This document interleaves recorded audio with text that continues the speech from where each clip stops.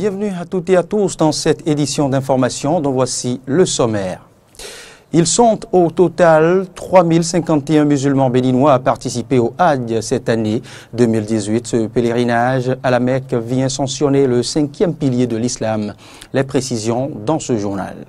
À suivre le lancement officiel de l'appel à proposition au profit des organisations de la société civile et des structures étatiques dotées d'une autonomie financière. Et pour finir, sur le continent africain, pratiques séculaires, culture ou effet de mode, la dépigmentation prend de l'ampleur dans certains pays du continent africain. Pour mieux appréhender les facteurs qui justifient cette pratique, nous essaierons dans ce journal de comprendre les raisons qui motivent certains Nigérianes à adopter les produits éclaircissants.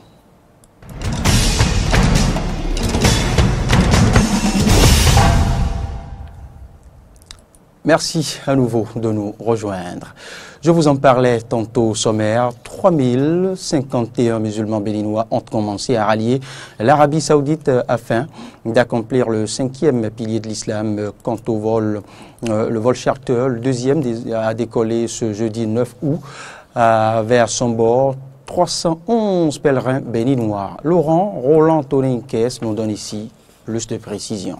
C'est effectif. Les pèlerins du Hajj 2018 foulent depuis quelques jours le sol saoudien. Le deuxième vol charter, affrété par la compagnie Air Tassi Bénin, a décollé de l'aéroport Cardinal Bernardin Gantin de Cotonou ce jeudi 9 août 2018 à 1h du matin avec à son bord 311 pèlerins. 3051 musulmans béninois prennent part à l'édition 2018 du pèlerinage à la Mecque. Pour rallier l'Arabie Saoudite, les pèlerins sont répartis sur 2 vols. Les vols réguliers, qui ont déjà convoyé 1665 pèlerins, et les vols charter, prévus par la compagnie Air Tassi Bénin, qui doivent convoyer 1386 pèlerins, dont le premier vol est parti le mercredi 8 août 2018 à 3h12 avec 382 pèlerins, dont 2 bébés.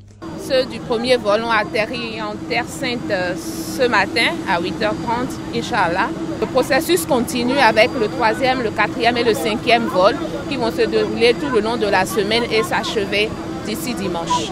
Avec le concours du comité Hajj, du conseil des convoyeurs, de la DEI, du ministère de l'Intérieur et du gouvernement, l'appui du chef de l'État, du chef du gouvernement, nous avons réussi cette année à passer le cap de beaucoup de temps perdu par rapport aux années antérieures.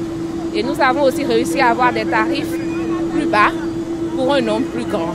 Placé sous la direction du ministre des Affaires étrangères et de la coopération Aurélien Abenonsi, les voyages du Hajj 2018 se déroulent avec beaucoup de célérité et moins d'insuffisance comparativement aux années antérieures. C'est ce que nous confirme Bachirou Badamassi, secrétaire général du Conseil national de coordination du Hajj, CONACO. Sincèrement, depuis le départ, le gouvernement s'est mis dedans pour vraiment nous appuyer et nous devons les remercier. Et le chef de l'État s'est impliqué spécialement pour donner des instructions fermes. Et nous prions que tout se passe bien jusqu'à la fin. Il n'y a aucun problème cette année avec les convoyeurs.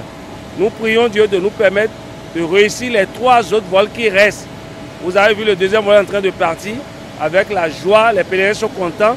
Aucun pèlerin n'a fait plus de 24 heures. Lorsque tu viens à Zongo, c'est en 12 heures que tu dois partir. Donc le chef de l'État a donné des instructions et nous avons tout fait pour les suivre à la lettre. Donc nous devons le remercier parce qu'on a vu que ça a marché.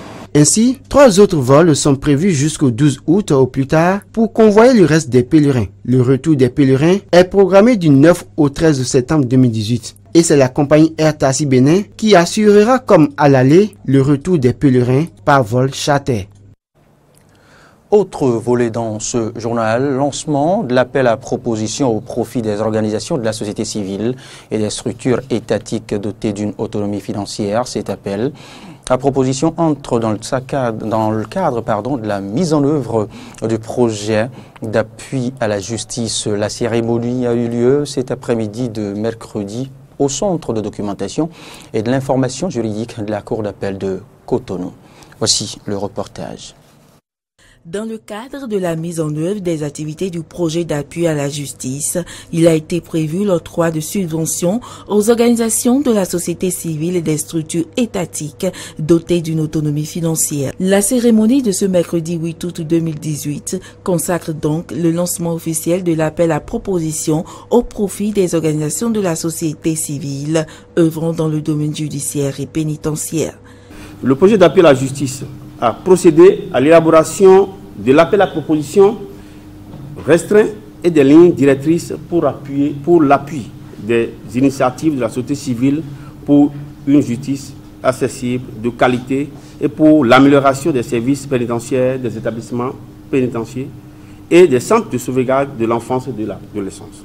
Il s'agira, à travers des projets novateurs, de donner aux uns et aux autres le gage d'une justice de qualité et d'apporter une amélioration significative au quotidien des détenus et des enfants et des adolescents en situation délicate.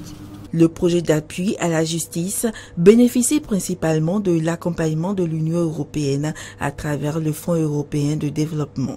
Le PAJ, comme on l'appelle, financé par le 10e FED, dispose d'un budget de 8 millions d'euros pour la période 2014-2020. Il se propose de contribuer à la promotion de la démocratie au Bénin à travers l'amélioration de la gouvernance, de la lutte contre la corruption et du respect des droits de l'homme. Son objectif spécifique est d'apporter un soutien au Bénin pour l'amélioration de l'accès à une justice équitable et de qualité et pour l'amélioration des conditions de détention et de réinsertion des détenus. Cet appel à proposition s'articule autour de deux lots. Le premier concerne l'accès des justiciables à une justice de qualité et le second vise l'amélioration des services pénitentiaires, des établissements pénitentiaires et des centres de sauvegarde de l'enfance et de l'adolescence. Le ministre de la Justice a dans ses propos exhorté les organisations de la société civile à participer à cet appel à proposition.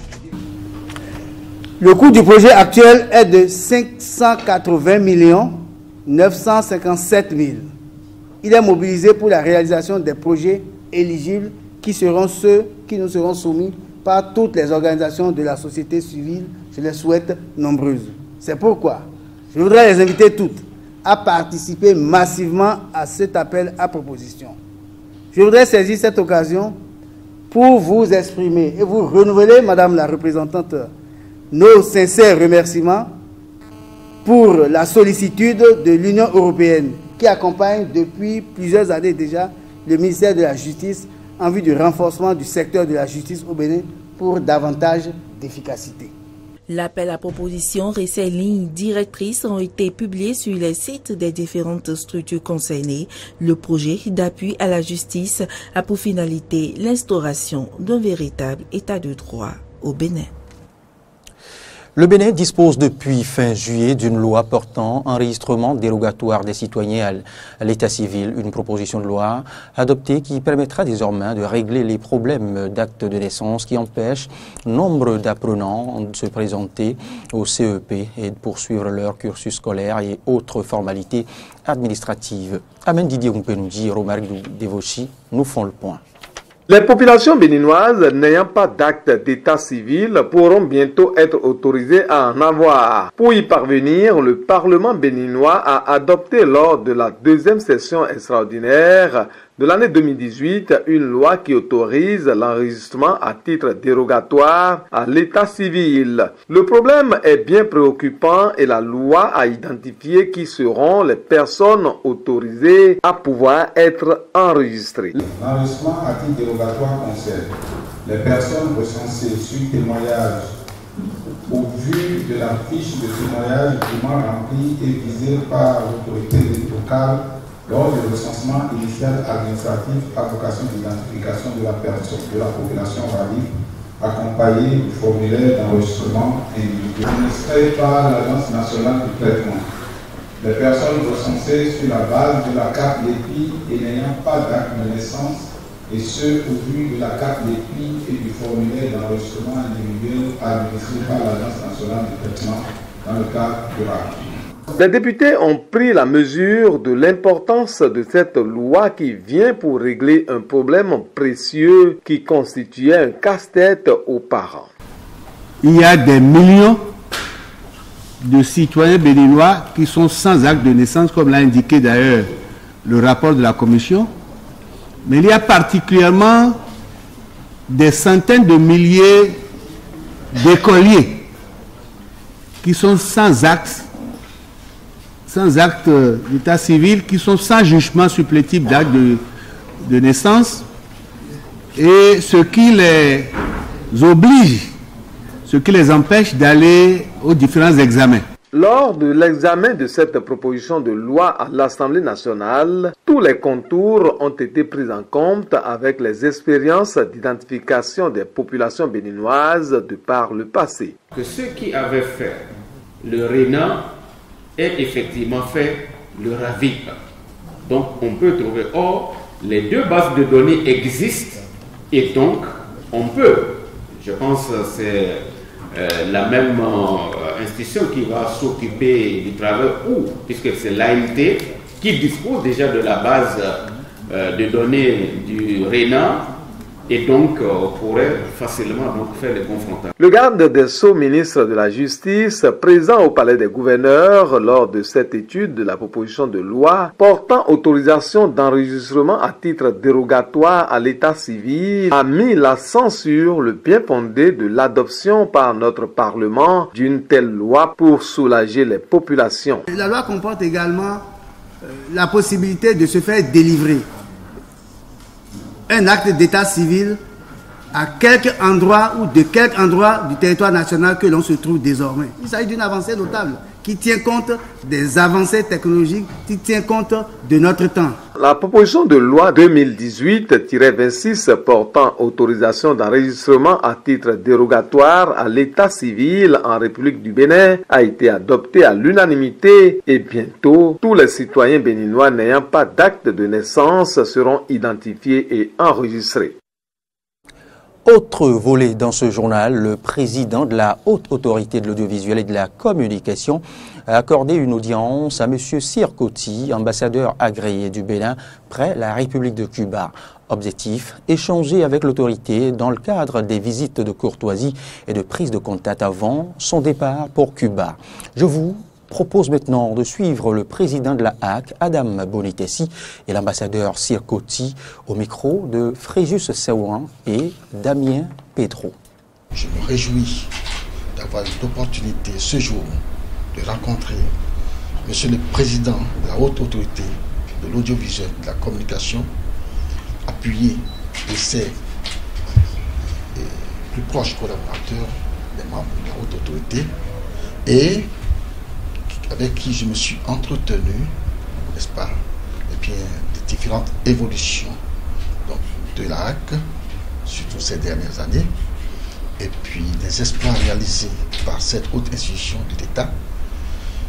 Monsieur le Président de la HAC, ainsi que dans ses plus proches collaborateurs que vous avez ici, eh bien, m'ont entretenu eh bien, de différents sujets visant donc justement eh bien, l'attention apportée dans le cadre donc, de ma nouvelle fonction sur les principales questions qui pourraient donc intéresser la HAC, n'est-ce pas, et m'ont donné des conseils, n'est-ce pas, que j'estime salutaires et qui serviront sans nul doute, en tout cas,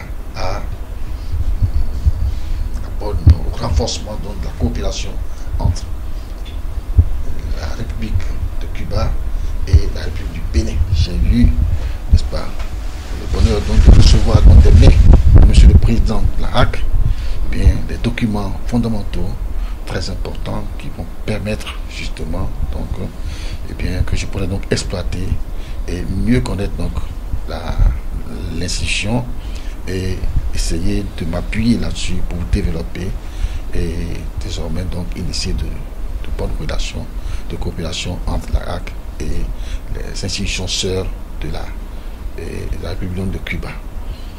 Voilà. Et je voudrais remercier très particulièrement pour ces conseils et l'assurer de ma disponibilité à faire de mon mieux possible pour que les relations entre son institution et les institutions homologues de Cuba puissent, n'est-ce pas, donc être lancées, prospérer et se développer davantage. Je me félicite de la nomination de M. Coty à ce poste. Et comme je l'ai dit, c'est un signe d'une haute confiance que le chef de l'État a placé en lui. Et convaincu que, vu son parcours, il réussira la mission. Je l'ai rassuré de notre disponibilité pour l'accompagner, que ce soit de nos voeux, que ce soit de nos conseils éventuels dont il pourrait avoir besoin. Nous sommes disponibles, nous sommes de cœur et d'esprit avec lui. Parlons sécurité maintenant. Formation des fonctionnaires de la police républicaine. C'est à travers un atelier de formation qui porte sur le thème, je cite, éthique en déontologie policière et contrôle interne. Fin de citation. La cérémonie d'ouverture a été présidée par l'ambassadeur des États-Unis près la République du Bénin et le directeur général de la police républicaine. Le compte rendu est signé de Fréjus Saoulan et Romaric Devauchy.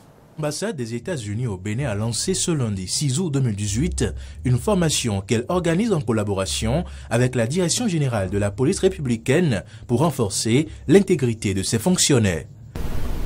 Cet atelier est organisé par l'ambassade des États-Unis en collaboration avec le directeur général de la police républicaine et son équipe.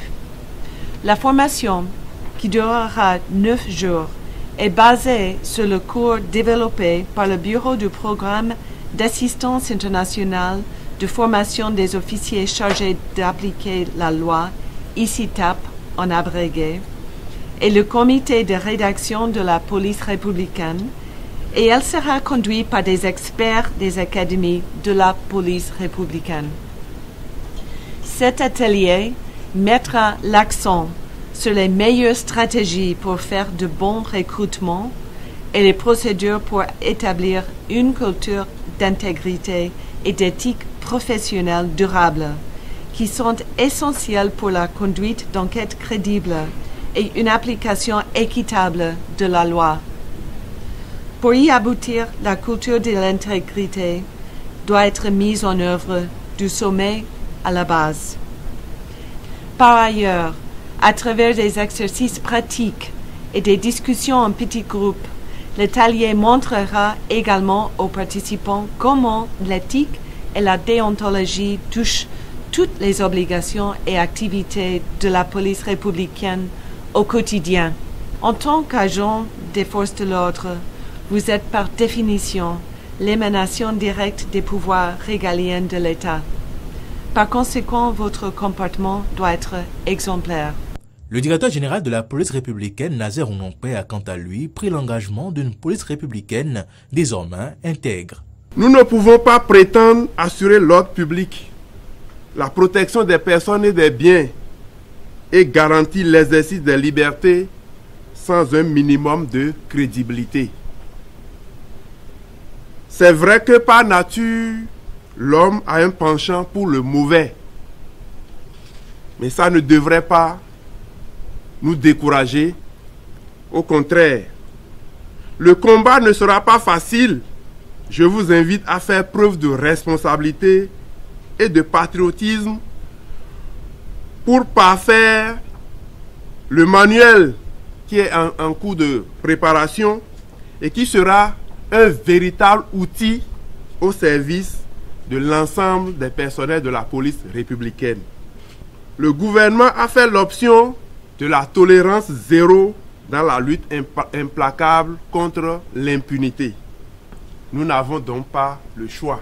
Je prends l'engagement que les services de police seront à la hauteur des attentes de nos populations et aucune brebis galeuse n'aura droit de citer en notre sein. Une nouvelle ère s'ouvre ainsi pour la police républicaine du Bénin. Et oui, dans la suite de cette édition, eh bien, nous nous intéressons maintenant à un sujet polémique au registre éducation.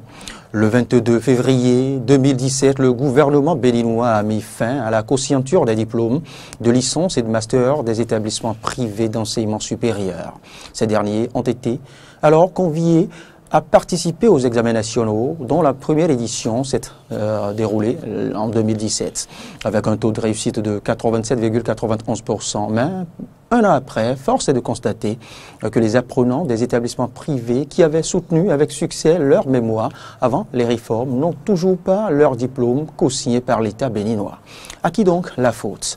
Je vous invite maintenant à suivre des apprenants. Ils sont au micro, sinon des étudiants, ils sont au micro de Fréjus Seoulan et Fiacre Voitan. On a soutenu en décembre 2016 et je me souviens très bien que bien avant la soutenance, l'établissement nous a convoqués et au cours de la réunion, moi j'ai demandé mais quelle est la somme à payer pour la co-signature, tout ça, parce que moi j'avais déjà demandé à des amis qui ont soutenu avant nous comment ça se passe et ils nous ont dit qu'il y avait une somme à payer, des quittances à acheter, tout ça. Donc moi j'ai demandé à l'établissement, au directeur en ce moment et je me souviens très bien qu'il nous disait que non, nous on n'est pas concernés. Que cette année-ci, on n'est pas concerné. Donc, il n'y a rien à payer et ils nous ont dit non. Ça, je me rappelle très bien. Maintenant, nous avons soutenu. Un an plus tard, nous avons obtenu nos diplômes, ça a été organisé, tout ça. Et le jour là, on se rend compte qu'il n'y a pas de co-signature. Que le ministère de l'enseignement supérieur, en tout cas au Bénin, n'a pas co-signé. Donc, moi, j'ai paniqué. Avec certains amis, nous avons constitué un petit groupe et nous sommes allés voir le fondateur, nous lui avons posé le problème. Il a dit il n'y a pas de souci, que de toute façon, lui, il va mener les actions. On est resté là, pratiquement 6 mois ou 8 mois plus tard, on n'a rien eu. Alors qu'il y a des amis parmi nous qui veulent aller à des concours. Nous sommes allés au niveau de la direction générale de l'enseignement supérieur. Nous avons discuté avec eux. Alors là, pour ce qu'eux ils nous ont servi, c'est que c'est l'établissement, c'est notre établissement qui est en faute. Je ne comprends pas que dans un pays où on paie, c'est-à-dire chèrement, notre scolarité et qu'à la fin on se retrouve avec un diplôme qui n'est pas co-signé, c'est pas normal. J'ai soutenu en décembre 2015 et j'ai déposé le dossier de co-signature en 2017. Mais depuis ce moment-là, jusqu'à aujourd'hui, je ne suis pas encore entré en possession de mon diplôme co-signé et l'établissement qui m'a formé m'a dit que le diplôme co-signé n'est pas encore prêt au niveau de la direction générale de l'enseignement supérieur. Alors que moi, à un moment donné, j'avais eu besoin de ce diplôme-là pour passer un concours public. Il s'agit des concours lancés au profit du ministère de l'économie et des finances dernièrement. Donc j'ai fait le dépôt de dossier normalement et la répartition a été faite selon les centres de composition. Quand j'ai été consulté, j'ai vu que mon nom était dans les rejets. Et quel est le motif? C'est défaut de co-signature parce que entre-temps, j'ai déposé le diplôme tel qu'il m'a été donné à la remise des diplômes avant de déposer les dossiers. Donc, par défaut de co-signature, ce dossier a été rejeté et je n'ai pas pu jouir donc, du diplôme que j'ai eu à l'issue de ma formation de 3 ans. Je suis totalement déçu parce que c'est pour travailler que nous nous faisons former. Nous nous faisons former, mais ce papier-là qui doit montrer que nous avons été formés, que nous avons les compétences qu'il faut pour travailler, ne nous est pas délivré. Oui, des étudiants déçus, bien évidemment, de la non-signature, de la non-validation de leur diplôme. Alors, seront-ils maintenant éclairés par le directeur des établissements privés d'enseignement supérieur, Dodi Molero Amozouvi? Eh bien, suivez ici les précisions de l'autorité. En aucun cas, le ministère de l'Enseignement supérieur de la Recherche scientifique n'est responsable et ne peut être tenu responsable de cette situation-là. Donc, depuis décembre 2017, nous avions tenu la dernière session de co-signature et de reconnaissance des diplômes. Nous avons en face de nous plusieurs cas. Il y a certains étudiants qui n'ont pas déposé du tout, pour diverses raisons, qui n'ont pas déposé leur dossier. Premier cas. Il y a certains étudiants qui ont déposé des dossiers dans leur établissement et ces établissements n'ont pas transmis ces dossiers à temps. Ne l'ont donc pas transmis parce que hors délai, le ministère n'a pas pris.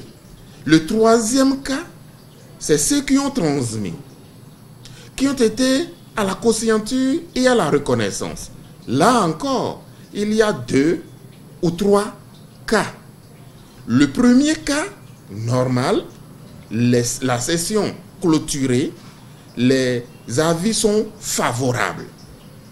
Deuxième sous-cas, de ce troisième cas, les avis ont été réservés. Mais si les avis sont réservés, ça signifie qu'il manque une pièce, qu'il manque une précision. Notamment, ce qui le plus a manqué dans la plupart des dossiers que nous avons traités, près de 10 000 dossiers, c'est qu'on n'a pas le PV de soutenance, ou on n'a pas légalisé telle ou autre pièce. La commission dit, au lieu de rejeter cela, vous réservez. Et dès que l'établissement complète par le biais de l'étudiant, vous levez la réserve et vous signez. Je vous dis qu'à la date d'aujourd'hui, nous avons encore reçu des établissements qui ont apporté les éléments de levée de réserve. Est-ce que le ministère est responsable de ce retard? Non. Le troisième cas, c'est le cas de ceux qui sont rendus défavorables. Les tests disent quoi? Lorsque c'est défavorable, il n'y a plus de chance pour vous. Il y a une dernière chance qui est mince et qui est la commission de recours. Nous n'allons pas réunir une commission de recours pour 10 ou 12. Nous n'allons pas réunir la commission de recours pendant que tout au moins 95% des dossiers ne sont pas passés. Il y a à peine une dizaine de demandes qui vont à la commission de recours. Dans ces conditions-là, on ne peut pas dire qu'il y a une responsabilité qui incombe au ministère. Le gros lot est parti. C'est-à-dire que les étudiants qui ont régulièrement déposé, les établissements qui ont régulièrement fonctionné avec le ministère ont vu leurs réserves levées, les diplômes remis aux intéressés. Et s'il y a encore des dossiers ou s'il y a encore des maquettes qui se rapprochent du secrétariat pour récupérer, ou s'il y a des points, on leur dira le problème qu'il y a pour qu'ils puissent apporter la pièce manquante si c'est une question de levée de réserve. En interactualité maintenant, nous allons nous intéresser à un phénomène, autrement dit à la dépigmentation. Sous forme de crème, pilule ou d'injection, les méthodes pour s'éclaircir la peau sont multiples. Sur le continent africain, le business de blanchissement de la peau est en plein essor. Un marché cependant très dangereux pour les consommateurs par manque de réglementation. Reportage. C'est un rituel quotidien. Depuis 7 ans, Toyin utilise cette crème éclaircissante. Un produit qui, selon elle, la protège du soleil et lui donne un teint plus clair. Mais avec le temps, sa peau commence à rougir et laisse apparaître des taches plus sombres. J'aime cette crème en particulier parce qu'elle m'empêche de me faire brûler par le soleil. Depuis que je l'utilise, les gens me font des compliments. Ma peau n'est pas trop sombre, pas trop claire, je garde mon teint naturel. Sur le continent africain, le business des crèmes éclaircissantes est en plein boom. Hommes et femmes achètent ces cosmétiques qui blanchissent la peau en réduisant le taux de mélanine. Le prix d'un pot de crème varie de 2 à 5 euros et les adeptes sont de plus en plus nombreux et de plus en plus jeunes. Des plus pauvres aux plus riches, en passant par la classe moyenne, bon nombre d'entre eux se blanchissent la peau. Dans ma dernière recherche, j'ai découvert que lorsque vous allez sur les marchés, 6 personnes sur 10 se blanchissent la peau. Le succès de ces crèmes a entraîné la création d'un vaste marché informel où la qualité et la concentration des ingrédients, comme parfois des stéroïdes, du plomb ou du mercure, ne sont pas régulés. Les effets secondaires des crèmes peuvent être désastreux et entraîner des cancers de la peau.